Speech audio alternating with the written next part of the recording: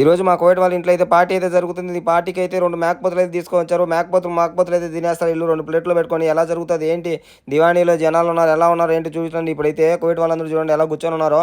ముసలి వాళ్ళందరూ పైన కూర్చున్నారు, వయసు వాళ్ళందరూ కింద కూర్చున్నారు. అక్కడ కనిపిస్తున్నాడు కదా మాట్లాడతాను పక్కన ఉన్నదాన్ని మా కోవిడ్ అయితే.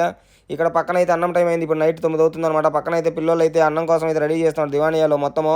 అక్కడైతే ప్లేట్లు అయితే తెచ్చి పెడతారు. ఇక్కడ నుంచి అక్కడికి వెళ్ళి తింటారనమాట. ఇక్కడ ఎలా తింటారు ఏంటి అనేది ఇప్పుడు మీకు చూపిస్తా చూడండి.